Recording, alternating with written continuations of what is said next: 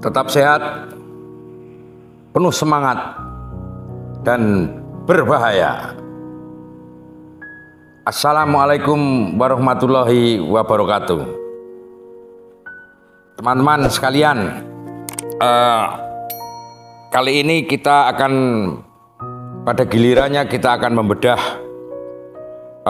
profil negara Rusia.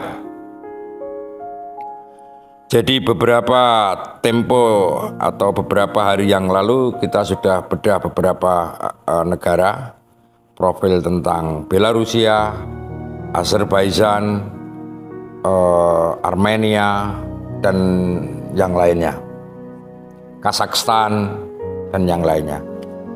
Kali ini kita tiba saatnya membedah tentang profil negara Rusia. Jadi Rusia ini negara terbesar di dunia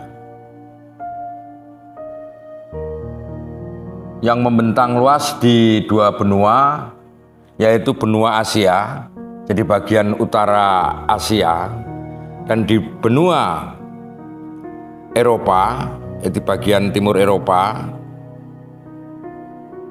Ini negara yang memiliki nama lengkap,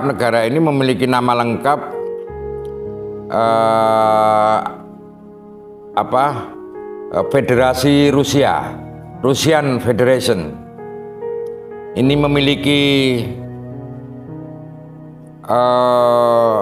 luas wilayah sebesar 17 jutaan sekian kilometer persegi. Jadi kira-kira ya berapa ya? 9 atau 8 kali luas Republik Indonesia. Jadi Rusia yang secara astronomisnya itu berada secara astronomis itu berada kira-kira berada di antara 41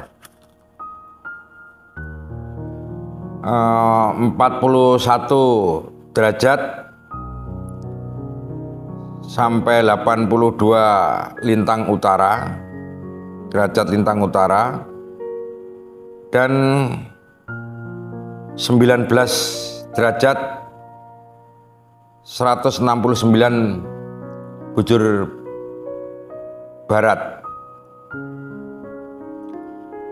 Ini Rusia ini memiliki penduduk, jumlah penduduknya itu kira-kira ya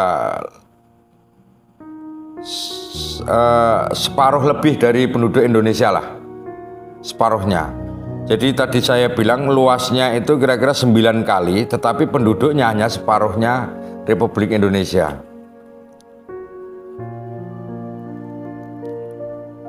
Jadi kalau mau pindah di sana, lahannya masih luas. Ya toh? Gimana? Ya, sektor pertanian luas juga di sana. Jadi secara geografis, kamu hafal enggak? Jadi Rusia ini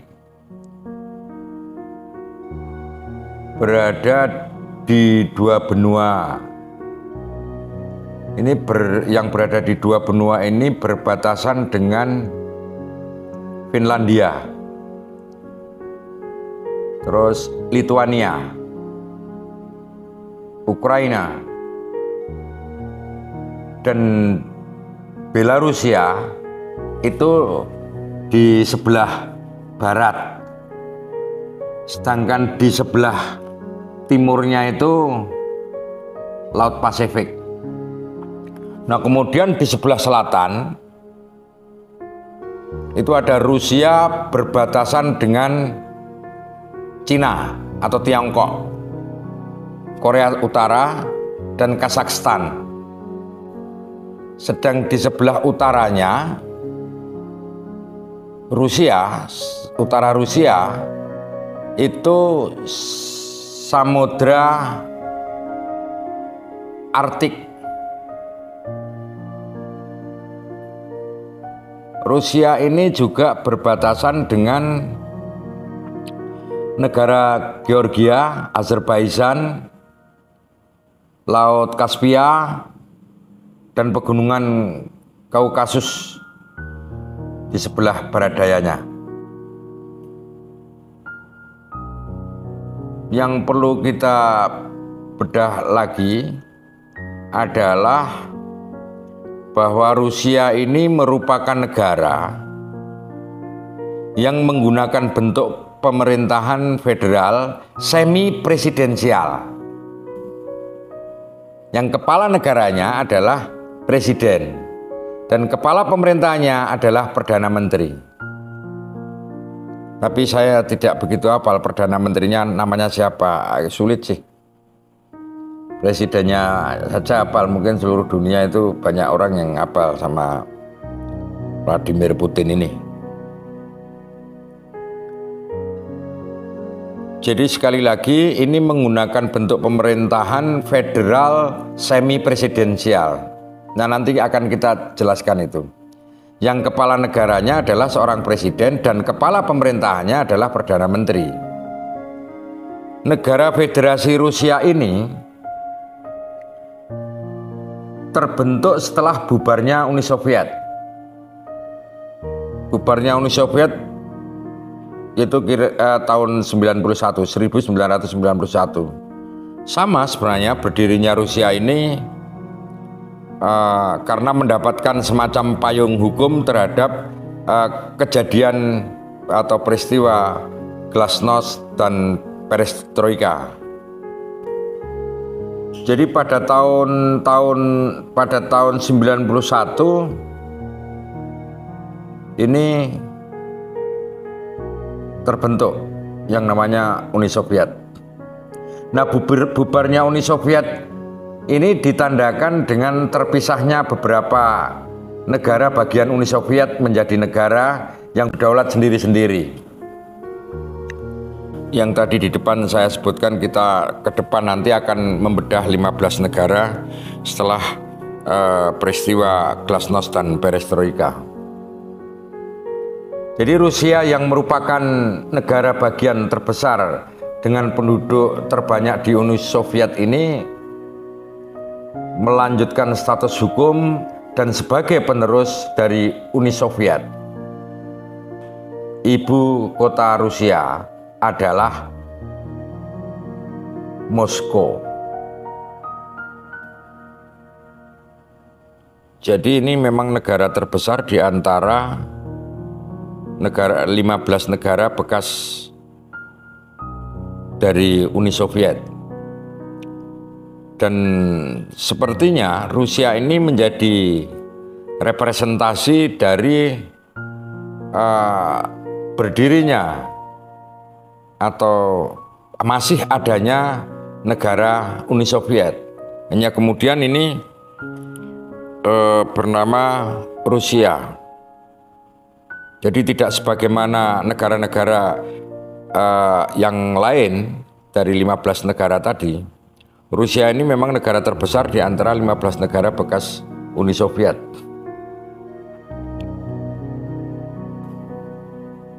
Saya tidak begitu paham mengenai PDB-nya.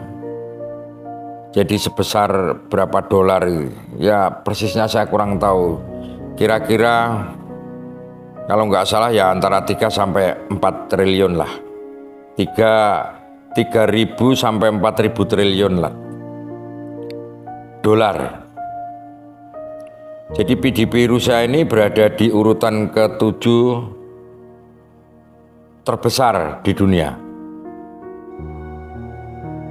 Kalau pendapatan per kapitanya ya hampir-hampir sama dengan negara-negara bekas negara Uni Soviet tadi.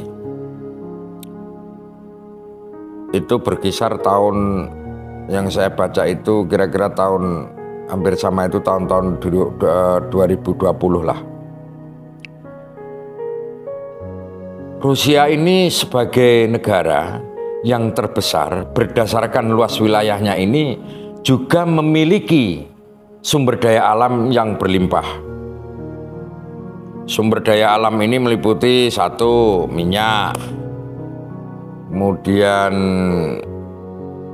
gas, yang sekarang ini Rusia memberlakukan membeli minyak dan beberapa sumber daya alam di Rusia itu harus dengan mata uang rubel. Ada logam, kayu.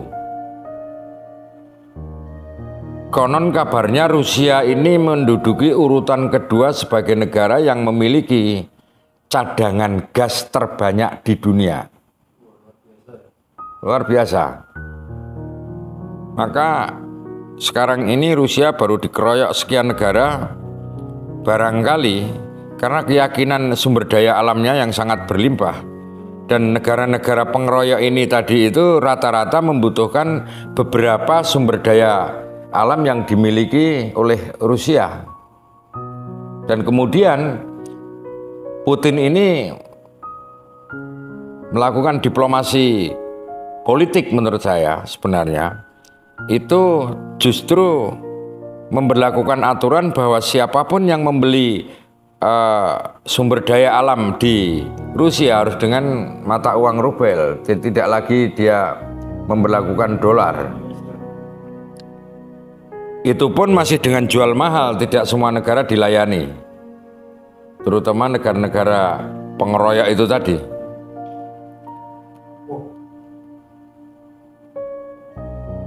Jadi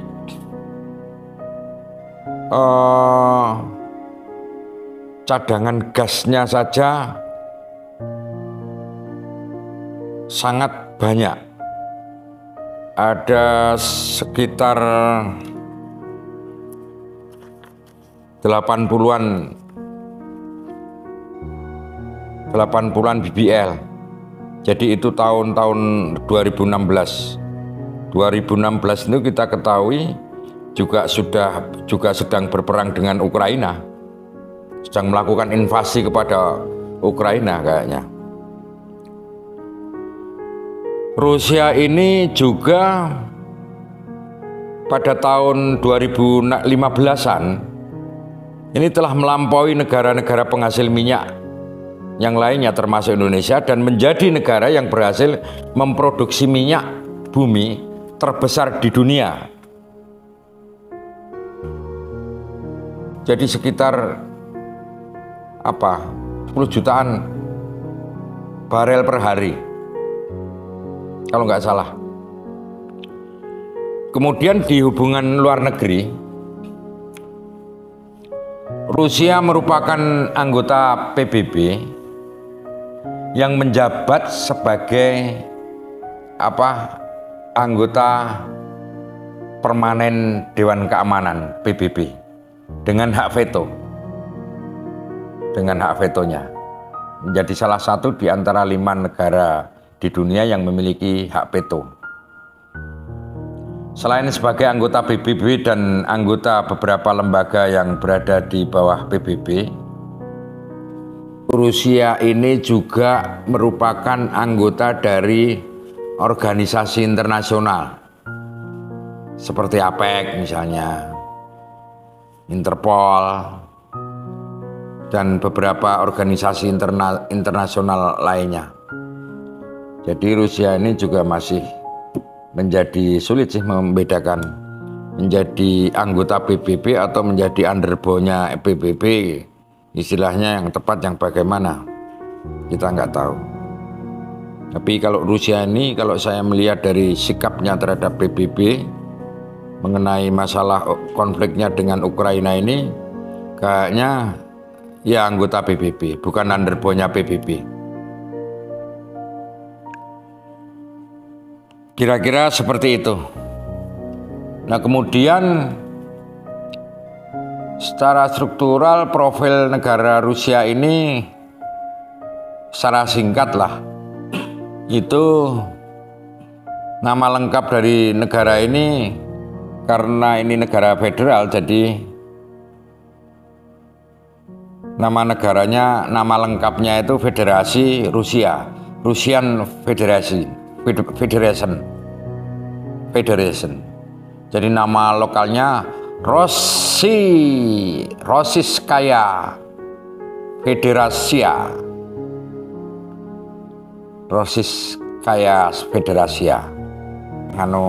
Saya mengejanya bahasa sana. Bentuk pemerintahnya federasi semi presidensial, seperti yang tadi sudah saya sebutkan. Kemudian negara, kepala negaranya presiden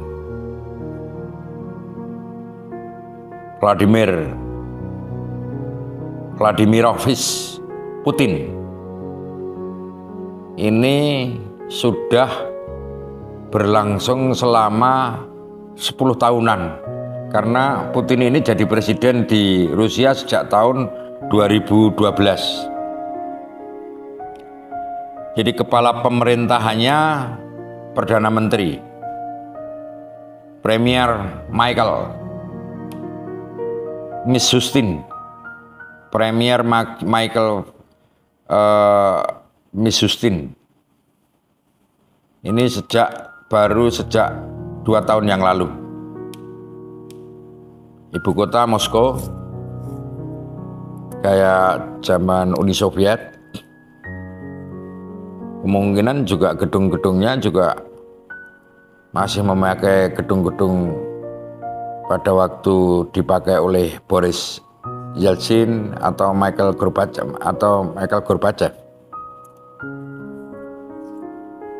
Luas wilayahnya 9 kali dari wilayah Indonesia, jadi sekitar 17-18 juta kilometer persegi lah.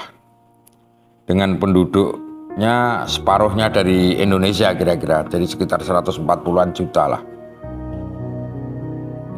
Pertumbuhan penduduk sangat kecil, jadi data, kalau nggak salah data di tahun 2020 itu cuma sekitar 0,2% loh,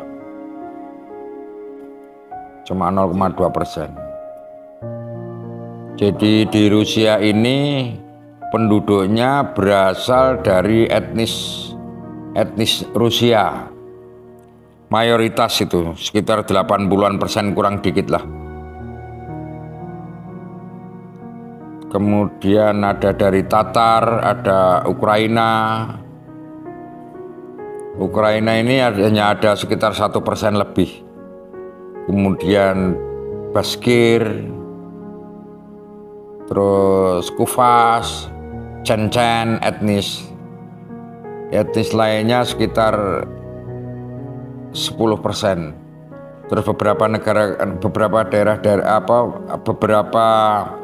etnis kecil tadi itu kira-kira ya sekitar nggak sampai 10%. Agamanya Ortodok Rusia. Ortodok Rusia ini ada sekitar hampir 20%. Kemudian Islam ya 10-15%. Jadi antara Ortodok Rusia dengan Islam itu di sana cuma selangnya cuma sedikit. Ya unda-undi kalau orang Jawa bilang. Jadi kalau Ortodok Rusia itu 15-20-an%, kemudian Islam ya 10-15% lah. Maka kita lihat di YouTube itu Putin begitu tampak kebijakannya sangat nampak menghormati dan menghargai umat Islam, baik yang ada di Rusia maupun di dunia ini. Kemudian Kristen itu cuma ada 2% di Rusia ini. Cuma ada 2% Rusia ini ada 2%. Itu estimasi tahun 2005-2006 lah. Bahasa resminya bahasa Rusia. Bahasa Rusia. Mata uangnya rubel. Hari kemerdekaan 25 Desember tahun 19.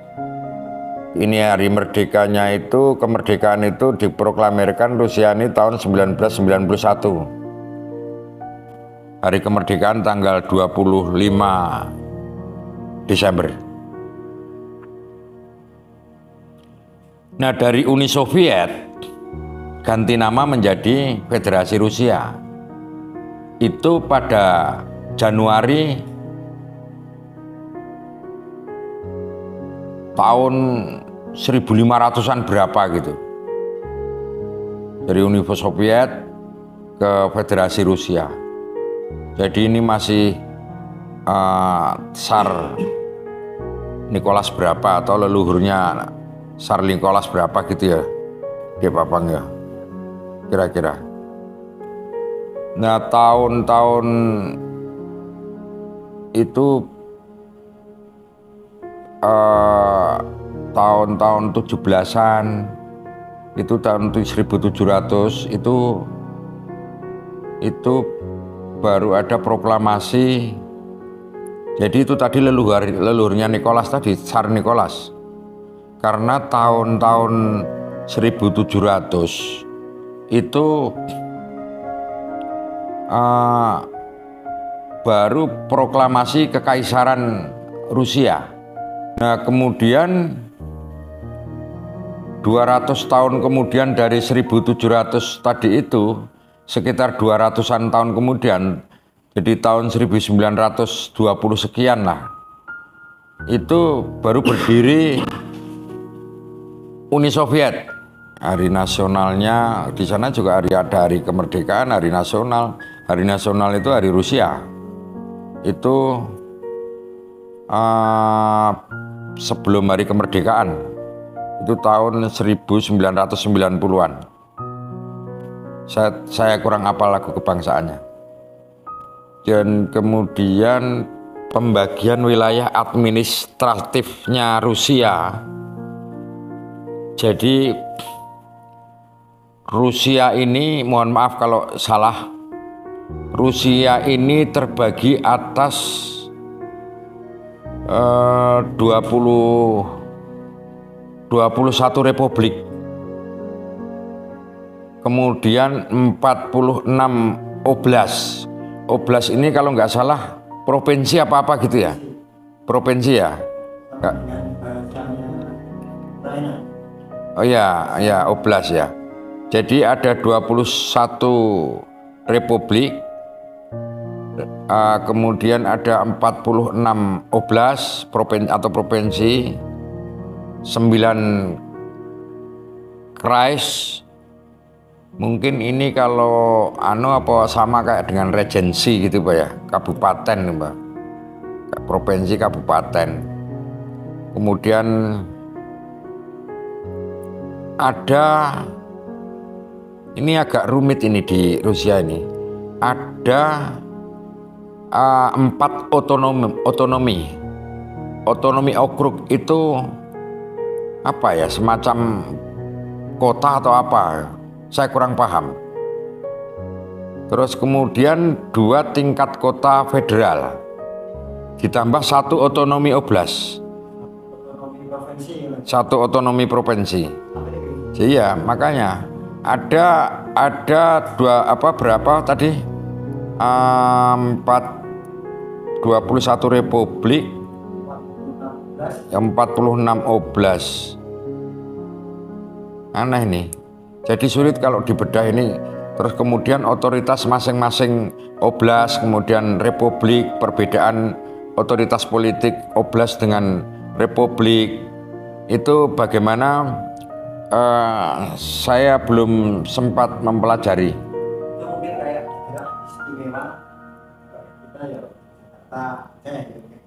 Atau kalau enggak seperti Republik Indonesia, itu punya 3 daerah istimewa.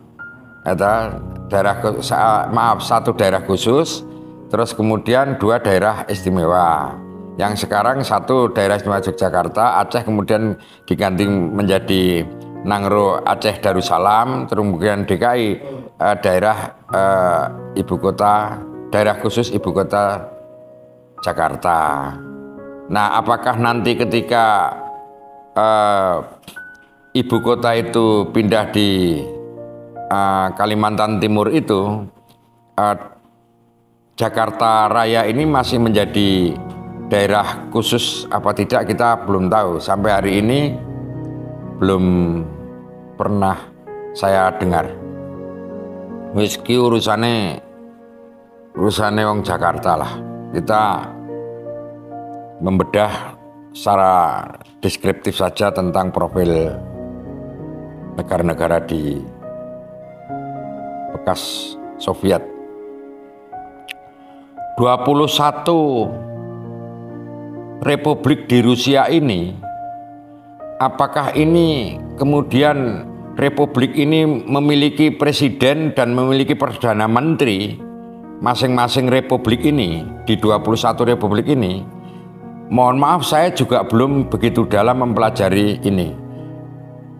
Nanti satu saat ketika sudah kita akan bedah bagaimana kemudian sistem politik di setiap negara di 21 republik tadi yang berada di bawah Rusia. Bagaimana kemudian mereka membangun hubungannya dengan Rusia sendiri. Jadi misalnya ada negara Adygea, ada negara Altai, ada negara Buryatia, ada negara Chechnya, ada negara Bashkortostan. Jadi kita yang paling pernah dengar itu Chechnya ya, Chechnya. Maka perlu kita ketahui bersama, perlu saya sampaikan bahwa Chechnya ini adalah satu wilayah republik yang berada di bawah satu negara Rusia. Chechnya ini ada Chusvasia ya. Kemudian ada juga Dagestan, Ingushetia, kemudian Kabardino-Balkaria, Kalmikia, Karachayevo, kemudian ada Circassia, ada Karelia, Koskasia, Komi, Marie, Mordovia, Nor-Ossetia, Sakat, kemudian ada Tatarstan, terus Tiva apa ya? Ya, jadi Tiva. Kemudian yang ke 21 itu Udmurtia. Dan 4 tadi saya sebutkan di Rusia ini ada otonomi okrug.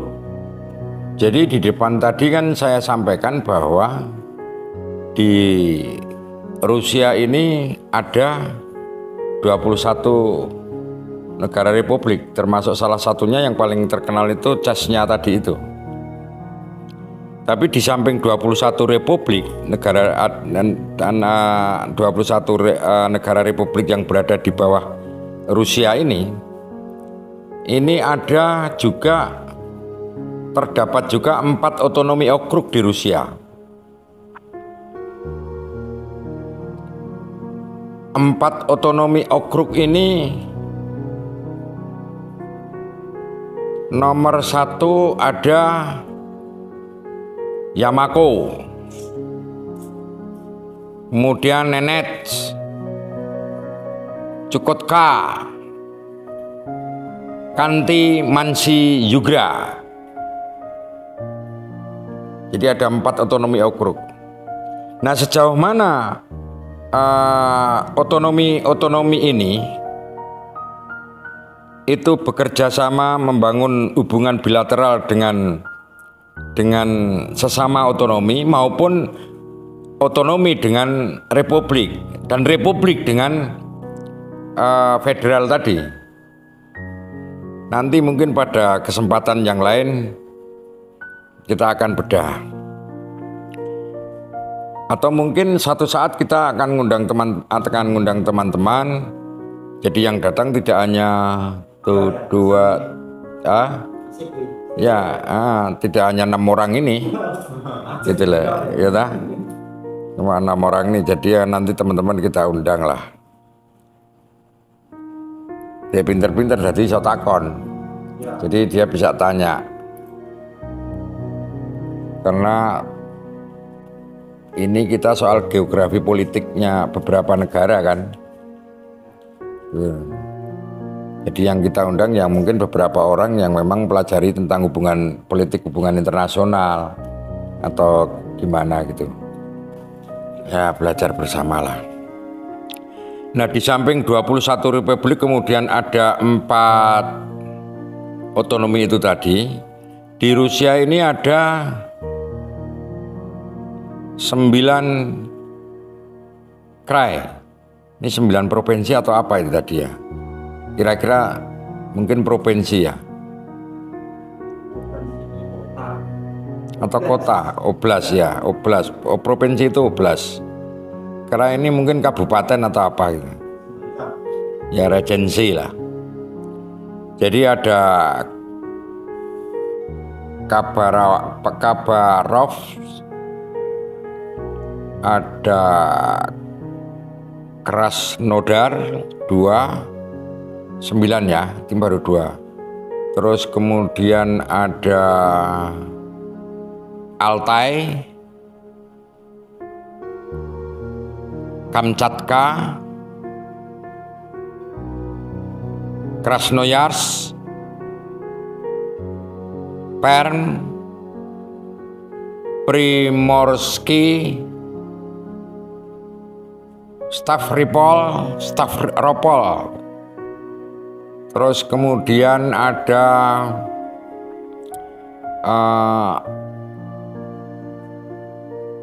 Sabaskal. Ada Sabaskal. Ada 9 tadi ya. Nama-namanya mirip nama-nama Arab juga ini. Iya. Makanya di Rusia ini kan ada sekian persen tadi itu, ada berapa? 10-15% penduduknya beragama Islam. Iya. Dan ada lagi 1 otonomi oblast di Rusia. Ini sekelas apa? Provinsi ya? Otonomi yang bikin pada daerah istimewa. Nah, iya mungkin. Ini namanya Yevreiskaya. Ibu kotanya saya masih ingat, Birobitsan, Sumet. Nah, itu mungkin yang daerah khusus, provinsi khusus ya. Kemudian ada lagi 46 provinsi di Rusia. 46 provinsi itu ada 1 Bryansk, Belgorod, Astrakhan, kemudian Amur, Arkangel, kemudian ada Telyabinsk, ada Irkut, Ivanovo, kemudian apa kemarin kita diskusikan itu mau kita bedah tapi belum ada referensinya. Kaliningrad, ya, kemudian Kaluga, kemudian apa lagi ya? Kamenrovo,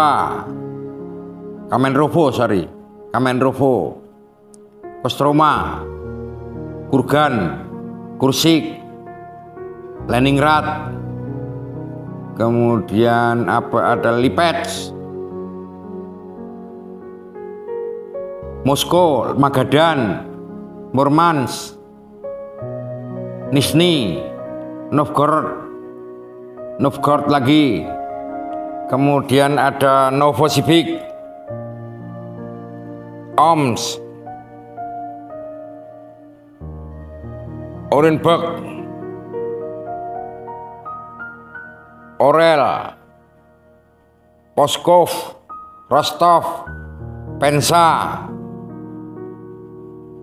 Sakhalin. Nggak begitu hafal ya aku. Mana lagi ya?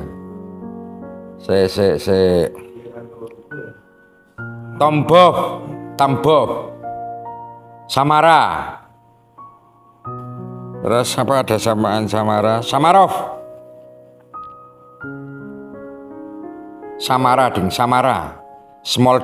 Smolensk. Nggak apa lagu selanjutnya. Vladimir, ada Vladimir itu. Mungkin Vladimir Putin itu juga dulu dari provinsi ini ya. Vladimir. Nggak hafal saya selanjutnya. Terus ditambah ada 2 kota federal. Ini 2 kota federal ini berada di dalam negara federal. Memang rumit ini Rusia ini. Kalau kita boleh usulkan sama Putin, jadi bagaimana kemudian melakukan ada restrukturisasi geografi politik di Rusia nomor 1 itu. Nah, setelah terbenahi secara lebih sederhana dan lebih sistemik, baik di dalam mengatur tata niaga dan tata politiknya itu, mungkin baru bisa membantu salah satu penyelesaian dengan Ukraina.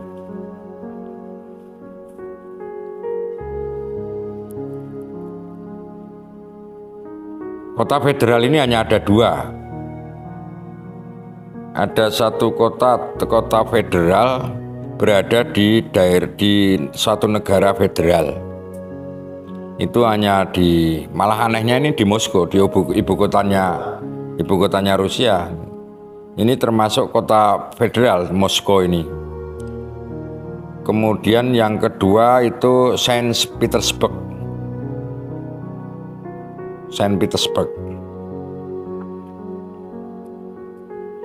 Jadi memang betapa rumitnya menjadi presiden di Rusia ini, dengan berbagai macam sistem politik yang sangat rumit di dalam membangun mekanisme hubungan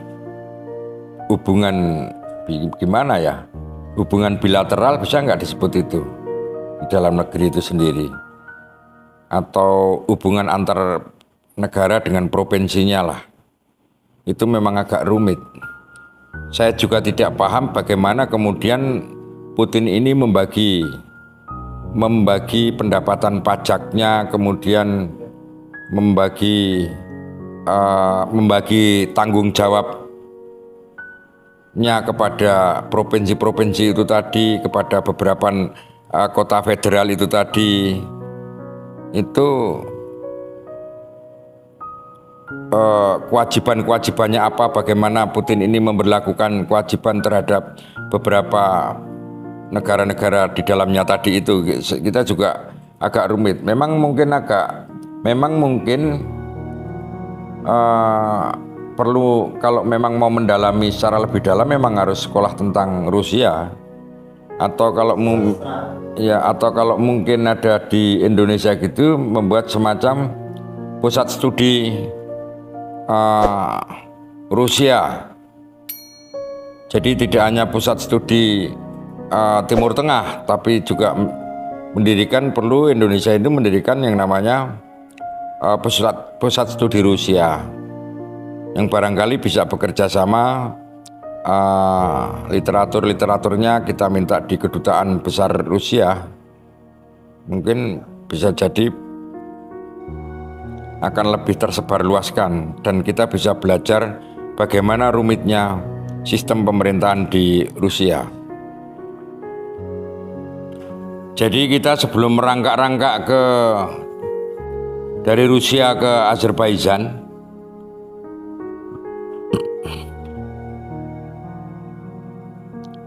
Azerbaijan ini juga merupakan salah satu dari 15 negara bekas Uni Soviet. Tapi kebiasaan saya setiap malam itu kalau agak lemes sedikit itu harus lutisan dulu.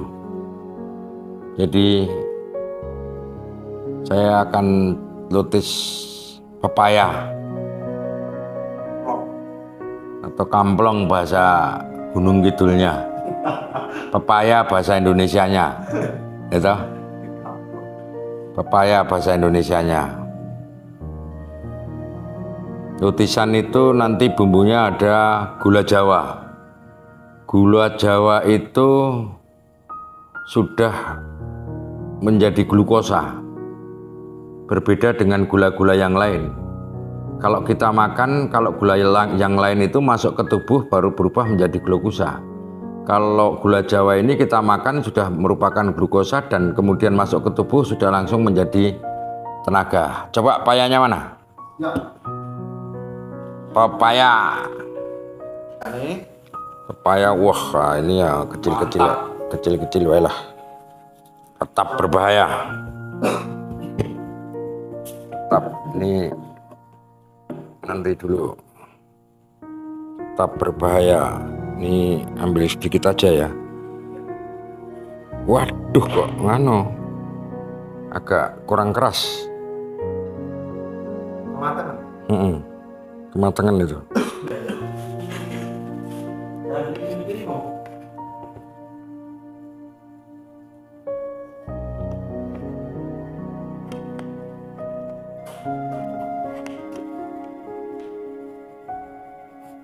Rusia ini, kamplong orang Rusia. Nggak ada kamplong di Rusia. Ini adanya di Sleman. Bagaimana? Jadi pada kesempatan ini kita akan membahas soal Azerbaijan, maaf. Azerbaijan itu di beberapa episode sebelumnya itu kemarin kita pas membahas Armenia. Ini Azerbaijan ini sekarang sedang berperang melawan Armenia. Sudah kita bahas Azerbaijan ini penduduk ini semacam negara Islam dan Armenia adalah negara yang menyatakan diri sebagai negara Kristen pertama di dunia. Tetapi perlu diketahui, berulang-ulang saya sampaikan bahwa betapapun dua negara ini berbeda keyakinannya, tetapi konflik yang terjadi antara Armenia dan Azerbaijan ini, coba ini dibuang kulitnya aja. Konflik antara Azerbaijan dengan Armenia ini sama sekali bukan konflik agama, tapi konflik masalah perbatasan. Konflik masalah perbatasan. Nah, di belakang Azerbaijan ini dibela oleh Iran.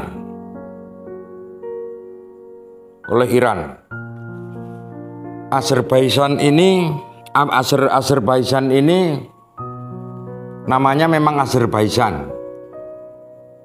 Jadi nama resmi Republik Azerbaijan, Republika.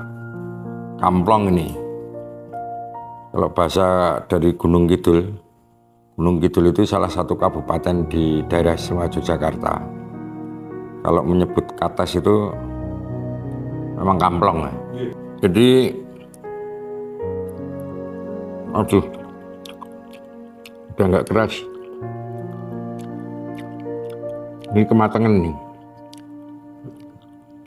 Sekali lagi namanya negara ini Azerbaijan. Nama resminya itu Republik Azerbaijan Respublika atau Azeri. Ibu kotanya namanya ini kayak Indonesia. Ibu kota Azerbaijan ini kayak nama Indonesia. Baku Semboyan. Baku ya namanya. Lagu kebangsaannya Azerbaijan Marsi.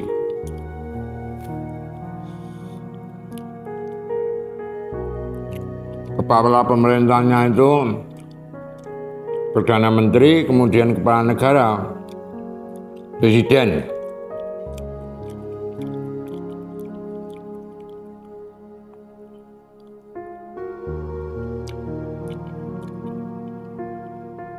Bentuk pemerintahannya itu Republik Presidensial. Sistem pemerintahannya itu presidensial. Jadi bentuk pemerintahannya itu Republik Presidensial. Terus sistem pemerintahnya presidensial. Kepala negaranya presiden. Ini merdeka ya sama tahun 91. Jadi menyambut Glasnost dan Perestroika. Glasnost Perestroika juga menjadi payung hukum bagi berdirinya negara Azerbaijan ini.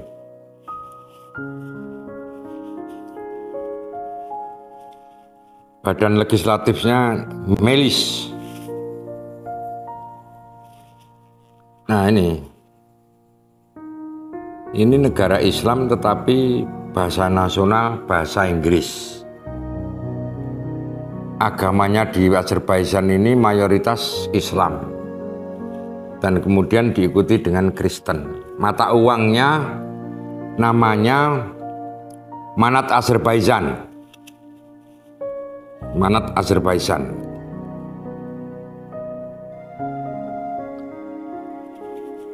Nah, ini paham ya? Nah, kemudian tak lanjutkan bahwa negara ini kan berbentuk republik. Republik Azerbaijan adalah sebuah negara di kawasan Kaukus yang menjadi persimpangan Eropa dan Asia Barat Daya.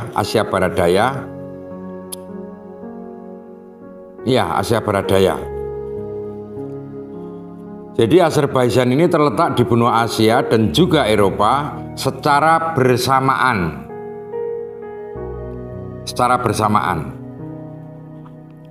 Jadi sebuah negara yang berbatasan dengan Rusia,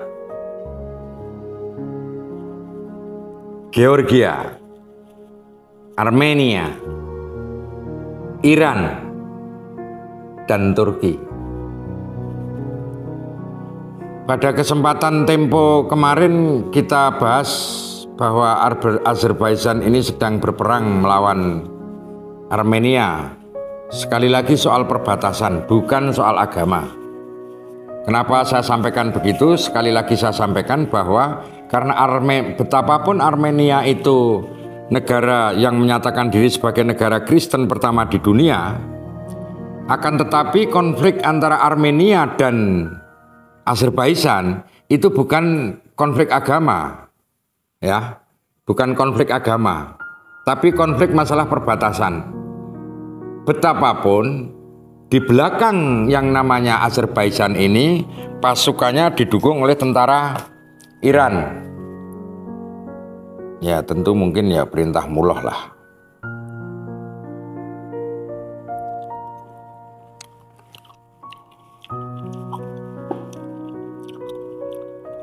Jadi Azerbaijan itu meskipun mayoritas Islam, tapi di situ diikuti dengan Kristen. Ini adalah negara sekuler dengan mayoritas Muslim Syiah dan keturunan Turki Barat, dikenal sebagai Azerbaijani atau Azeri. Azerbaijani atau Azeri.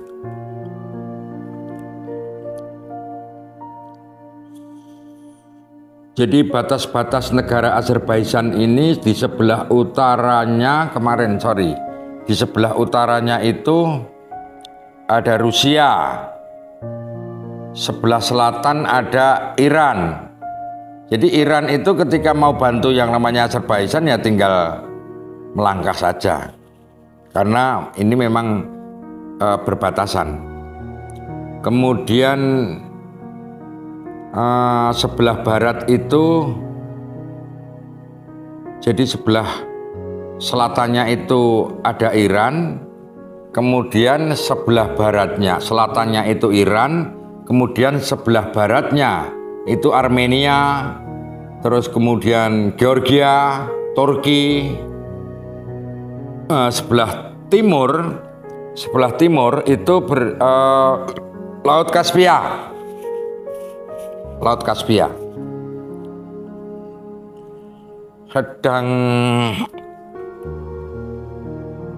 Tapi kita juga tidak tahu ya kenapa. Ini hebatnya Putin barangkali. Azerbaijan itu mayoritas Muslim, dan kita tahu bagaimana moderatnya Putin terhadap masyarakat Muslim. Tapi juga tidak begitu melibatkan diri di dalam konflik Azerbaijan dengan Armenia, Rusia ini. Padahal sekarang masih berperang.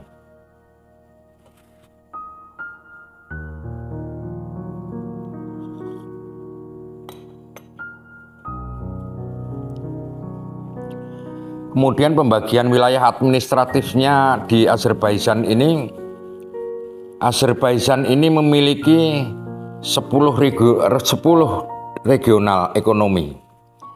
Ada 10 regional ekonomi, kemudian 66 rayon, dan 70 seharlor. Ini yang 12 berada di bawah otoritas langsung Republik. Jadi selain itu, Azerbaijan juga berhak atas Republik Otonom dari Nakehian. Jadi Presiden Azerbaijan menunjuk para gubernur di tiap region, sementara pemerintah Nakhchivan itu dipilih dan disetujui oleh parlemen lokal Republik Otonom Nakhchivan. Region ekonomi di Azerbaijan ini terbagi menjadi 10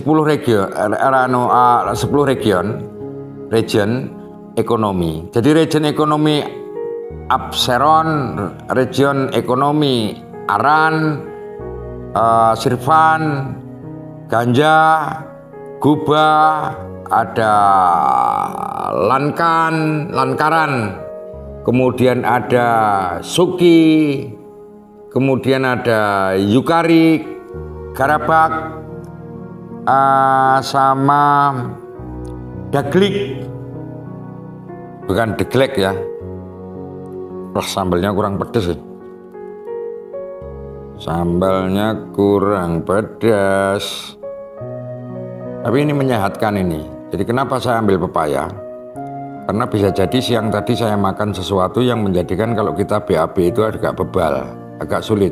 Makanya saya makan pepaya agar besok pagi ketika BAB lancar. Bahasa Gunung Kidul tadi apa pepaya? Amplong. Kamplong. Ngasu. Kamplong.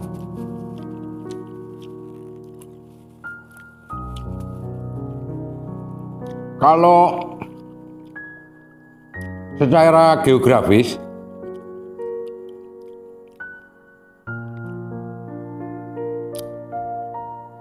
letak geografi Azerbaijan ini berada di wilayah Kaukus Selatan yang terletak di Asia Barat dan Eropa Timur.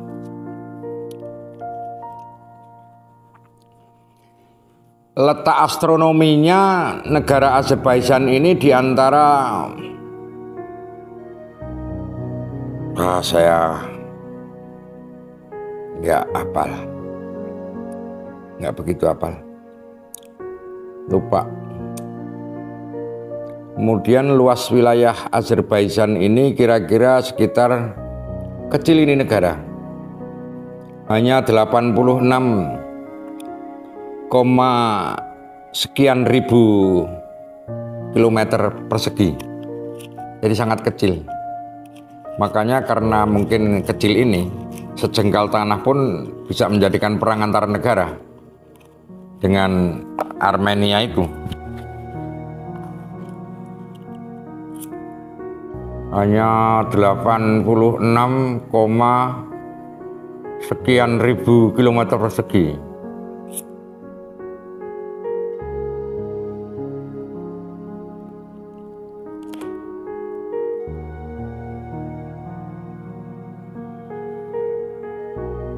Jadi berbatasan dengan Armenia memang. Makanya perebutan wilayah, perbatasan. Jaraknya ya antara sekitar 500-an atau 600 sampai 700-an lah kilometer dari Iran. Jadi antara Jakarta sampai Surabaya gitulah kira-kira dengan Iran. Tapi ini memang berdampingan.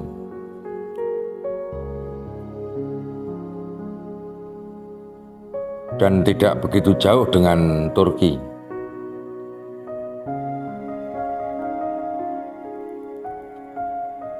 Pantainya juga cukup, mungkin hampir sama dengan pantai Jawa ya, dari Jakarta sampai Surabaya sana ya. Kalau ini kira-kira sekitar 800 kilometer. Jadi itu ada beberapa kilometer itu berada di garis pantai di Laut Kaspia.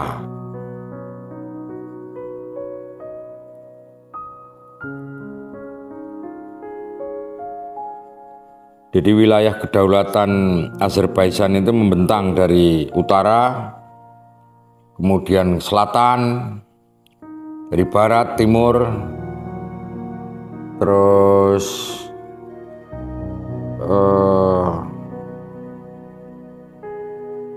ada lembah lanskapnya itu lembah Kinaluk. Lembah Kinaluk.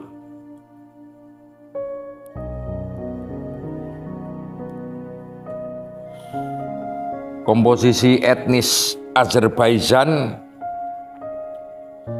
itu menurut sensus penduduk tahun-tahun 2010-an itu kira-kira 90-an sekian persen itu Azerbaijan, kemudian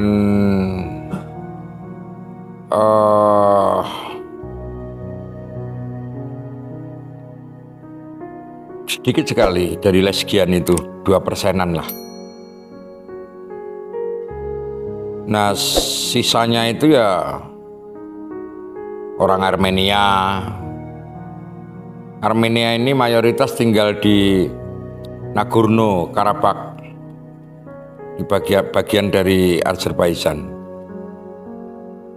Nah, ada orang Rusia, kemudian Afar, Turki, Tat, Ukraina, Sakur, Kurdi. Kurdi ini cuma 0, sekian persen. Georgia, Yahudi juga 0, sekian persen. Jadi Sadak Mountain Resort adalah resort Muslim dingin terbesar di Azerbaijan. Kalau kita mau main-main ke sana. Bahasa resminya ya bahasa Azerbaijan. Itu penduduk sana ya mayoritas lah, 90% itu berbahasa Azerbaijan. Bahasa Rusia.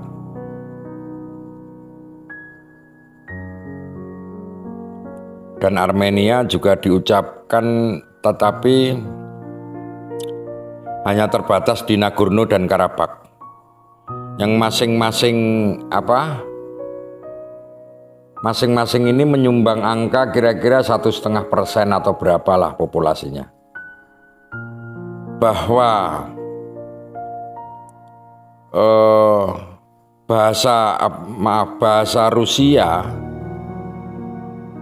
dan Inggris berperan penting sebagai bahasa kedua atau bahasa ketiganya lah di Azerbaijan ini. Ada sekitar puluhan atau lusinan lah bahasa minoritas lain yang dipakai oleh orang-orang di negara ini. Afar misalnya, Buduk, Georgia, dan lain sebagainya. Kalau bahasa di Azerbaijan itu bahasa Armenia, secara eksklusif hanya dipakai oleh orang-orang Nagorno sama Karabakh yang terpisah. Nagorno Karabakh ini terpisah. Morovdak ini merupakan pegunungan tertinggi di Azerbaijan. Saya ini hobinya naik gunung. Sebenarnya sesekali coba ke sana kalau pas nggak konflik itu juga enak kayaknya. Tadi sudah saya sampaikan bahwa orang-orang bangsa Azerbaijan itu mayoritas beragama Islam. Itu lebih dari 90%. Lebih dari 95%. Kemudian populasi, jadi Azerbaijan itu masyarakatnya masyarakat Islam. Jadi 90-an sekian populasi Azerbaijan itu memang beragama Islam. Dengan kira-kira saya kurang hafal populasinya, Muslim Syiah. Nah, Republik Azerbaijan itu memiliki persentase populasi Syiah tertinggi kedua di dunia. Jadi ada satu pasal atau konstitusi di Azerbaijan adalah negara sekuler dan menjamin kebebasan beragama. Jadi jadi kenapa disebut sebagai negara sekuler dan dilindungi oleh konstitusi itu karena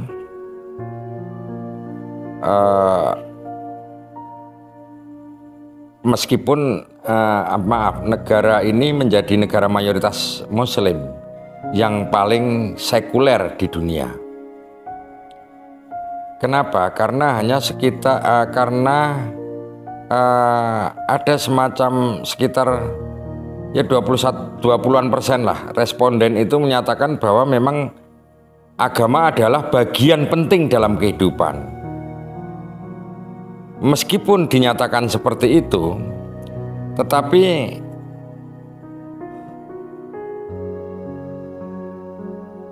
negeri ini memang negeri yang mayoritas Muslim.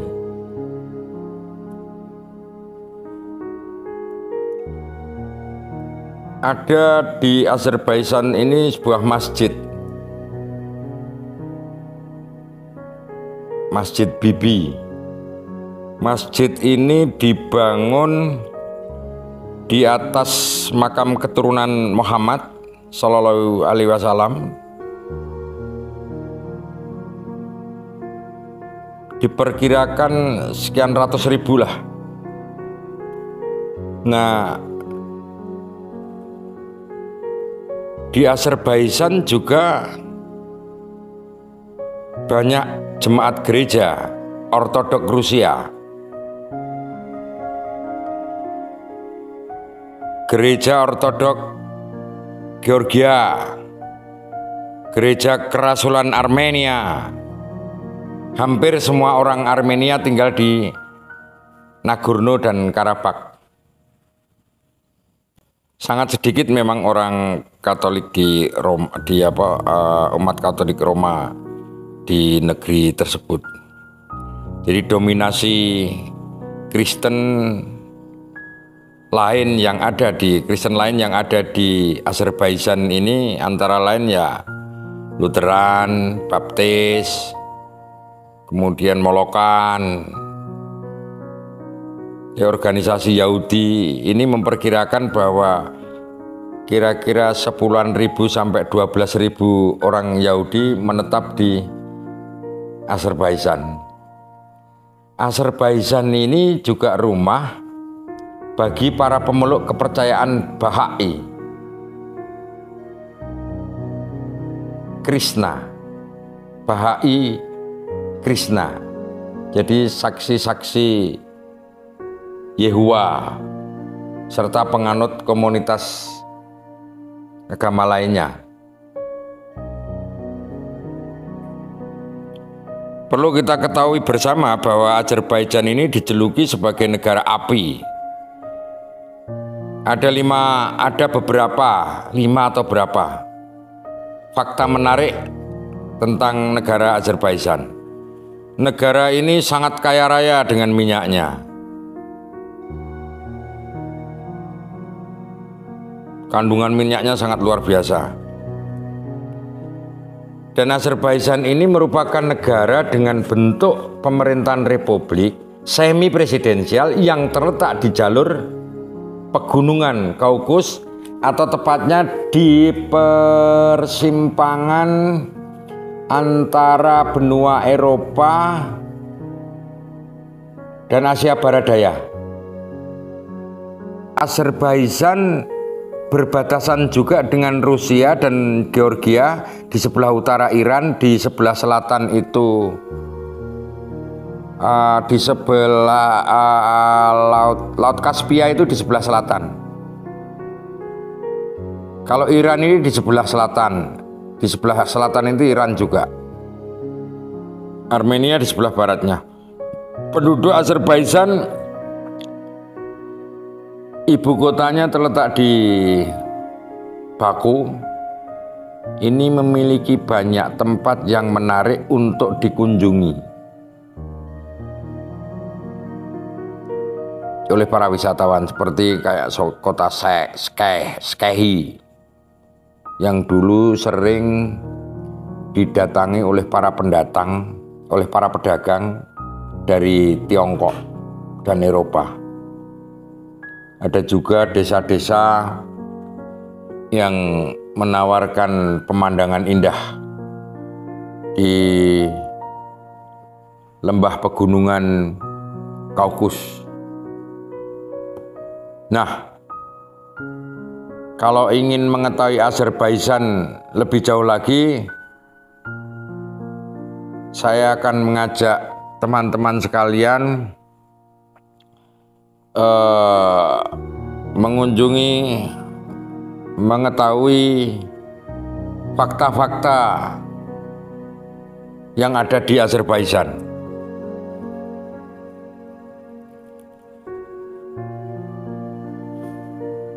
Nomor satu, saya tidak begitu paham soal ilmu minyak, tetapi konon kabarnya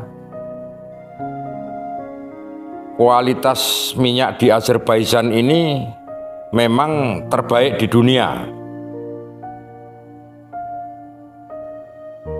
Makanya perekonomian di Azerbaijan ini memang mengandalkan kepada minyak dan gas alam. Dan minyak dari Azerbaijan itu memang diakui oleh dunia sebagai yang terbaik. Minyak dari Azerbaijan ini diekspor ke negara lain, salah satunya misalnya Indonesia. Ini aneh juga.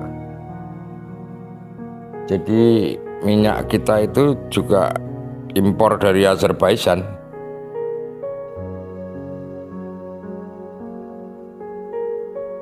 Dan sebagai penghasil minyak, Azerbaijan ini menjadi anggota OPEC juga. Kemudian kemewahan kedua, jadi pertama tadi karena minyak dan gas alam. Yang kedua ini tingkat kriminalitas di Azerbaijan itu sangat rendah. Sangat rendah. Seperti di Indonesia, Azerbaijan ini juga merupakan negara yang sedang berkembang. Tapi tingkat kriminalitas di Azerbaijan jauh lebih rendah dibanding di Indonesia. Karena peraturan-peraturan hukum-hukum negara di Azerbaijan ini sangat tegas di dalam memberlakukan. Dan para penegak hukumnya kemudian juga tidak pernah menjadikan hukum atau peraturan itu sebagai industri. Taat. Nah, kalau di sini aparatur hukumnya aja, oknum-oknum aparatur hukumnya saja di beberapa lembaga hukum dan keamanan itu menjadikan peraturan itu sebagai industri.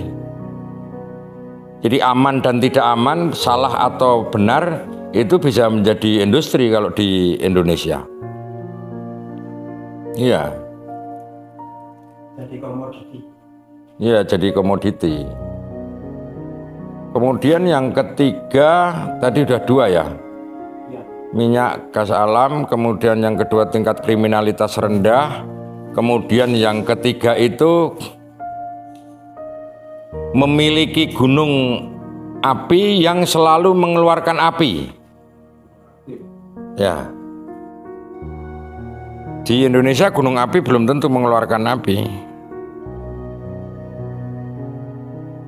Ya cuma di situ-situ aja, tapi kalau di sana kan memang mengembuskan api. Jadi gunung ini selalu mengeluarkan api di sepanjang tahun. Gunung ini namanya kalau nggak salah Yanardak. Gunung Yanardak.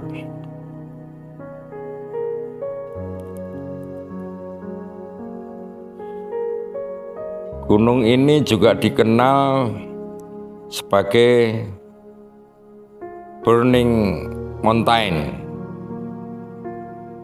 Ini menjadi salah satu tempat wisata andalan di Azerbaijan.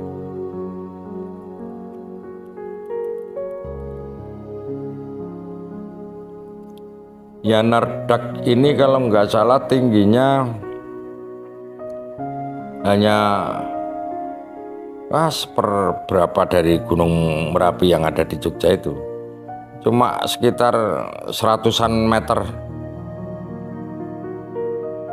Jadi ini berada di wilayah Haberson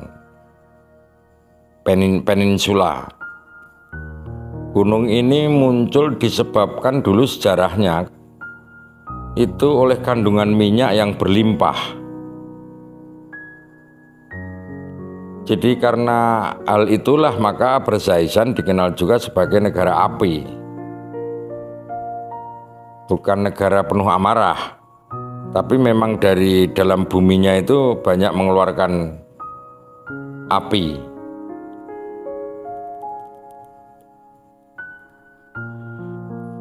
Nah, kemewahan atau keistimewaan yang keempat,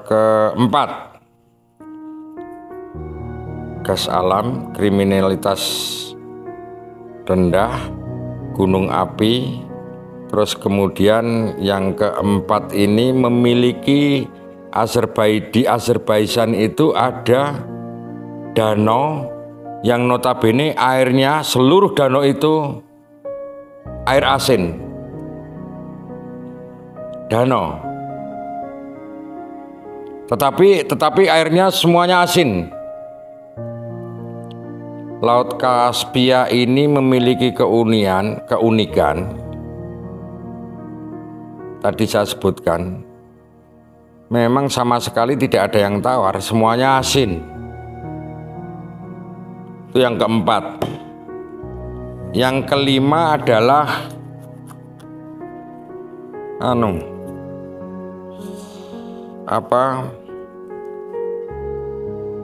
penduduk Azerbaijan ini memiliki tradisi meminum teh yang unik.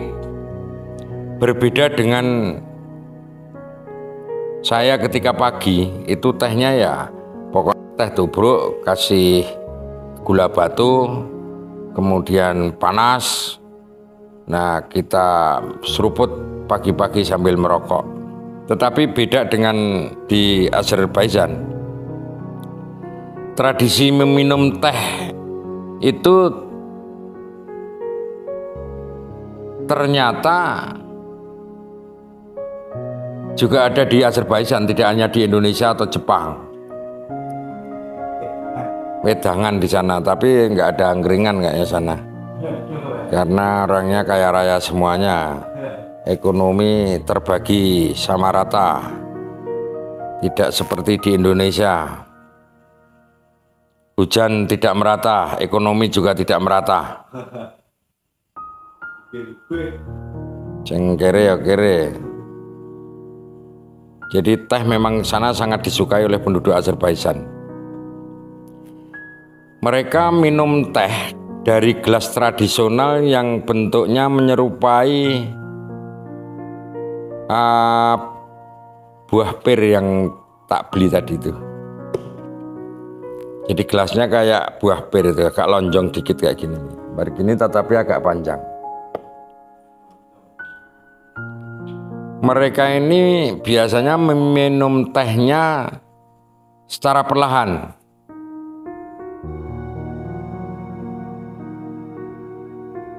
Jadi dia minum pada saat setelah sebelumnya memasukkan gula masih sama. Nah, ini yang beda.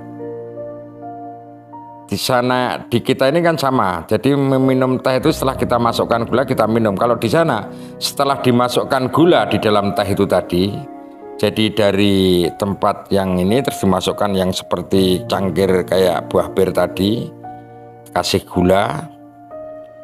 Nah, kemudian mereka itu kadang begitu, tetapi seringnya gula itu kemudian dimasukkan dulu di dalam mulut atau selai. Gula atau selai dimasukkan dalam mulut, kemudian baru minum teh.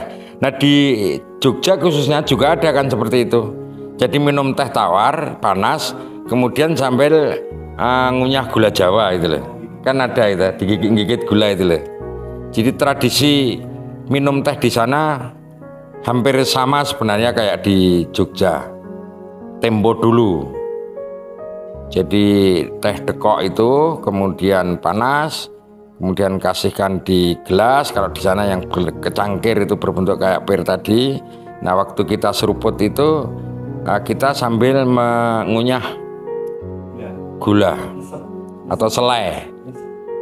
Di sana selai di dalam mulut. Jadi itu tadi 5 kemewahan di Azerbaijan. Republik Azerbaijan ini bahasanya pakai bahasa Azerbaijan, jadi bahasa Azeri.